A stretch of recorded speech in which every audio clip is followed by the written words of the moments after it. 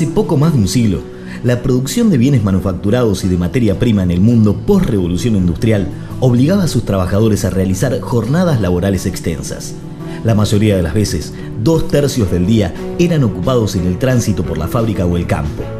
La relación feudal se sostenía aún a pesar de haber terminado con la gleba y a pesar de la instalación del capitalismo como estructura socioeconómica. El genial Charles Chaplin se esforzó en representar la forma de producir en la no menos genial película Tiempos Modernos.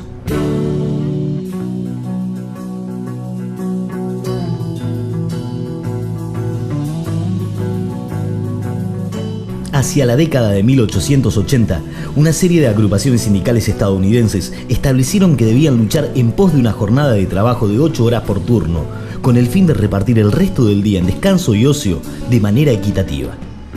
El 1 de mayo de 1886 fue elegido como el día en que una huelga pararía la producción en todo el país si el gobierno no legislaba a favor de la jornada de 8 horas. El epicentro era la ciudad fabril más importante de los Estados Unidos, Chicago. 200.000 obreros iniciaron una medida de fuerza que se extendería por varios días, culminando en la llamada revuelta de Haymarket, donde la policía y los rompehuelgas contratados por las empresas se dedicaron a reprimir duramente a los manifestantes. Una bomba estalló en la plaza Haymarket y los agentes reprimieron a los huelguistas. Se estableció el toque de queda y se apresaron a varios trabajadores. 8 de ellos se llevarían la peor parte. 3 fueron a prisión perpetua y los 5 restantes fueron ejecutados en la horca luego de un juicio sumario en el que se violaron todas las normas procesales de forma y de fondo, tanto que llegó a calificarse como juicio farsa. El movimiento obrero los llamó los mártires de Chicago. Sus muertes y prisión no fueron en vano. La jornada de 8 horas fue legislada a fines del mismo mayo de 1886 y marcó un punto de inflexión en el movimiento obrero mundial.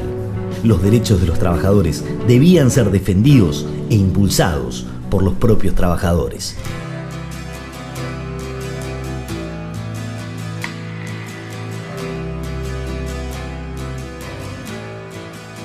En 1889, durante el primer congreso de la Segunda Internacional Socialista celebrado en París, se decidió que el 1 de mayo conmemoraría en adelante la solidaridad laboral.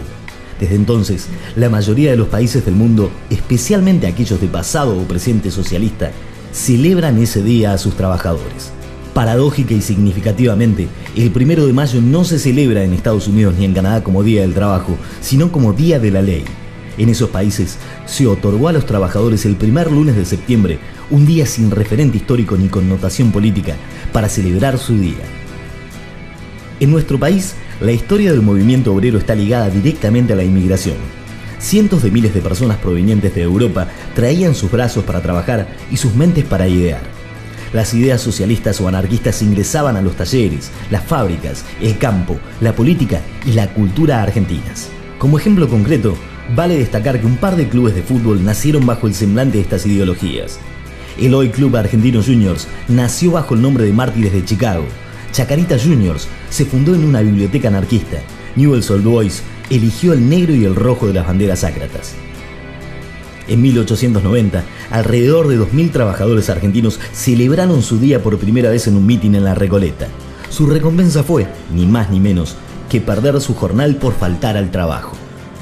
La lucha primordial era la misma por la cual habían muerto los mártires de Chicago: jornada de 8 horas. No obstante, las diferencias políticas entre el socialismo y el anarquismo se fueron sucediendo durante los años siguientes, no logrando amalgamar los métodos de lucha. Las reivindicaciones de los trabajadores argentinos, sin embargo, fueron concedidas con el costo de cientos de vidas obreras. Hasta que Irigoyen en 1930 declarara al 1 de mayo como el Día del Trabajador, pasaron las muertes de la Patagonia Rebelde, la semana trágica de los talleres Krieger-Bacena y los ataques de la Liga Patriótica de Manuel Carles.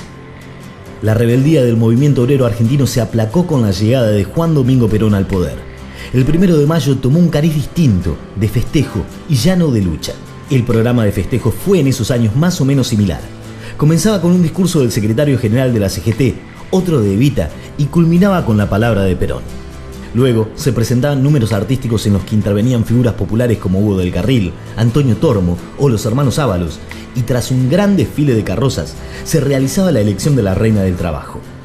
Con la caída de Perón en el 55, los monumentales actos cayeron en el olvido.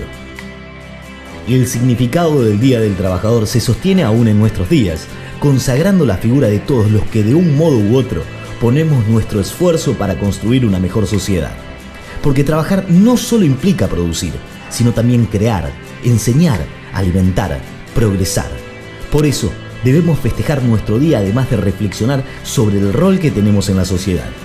Cada granito de arena, si se junta con otros, forman un desierto.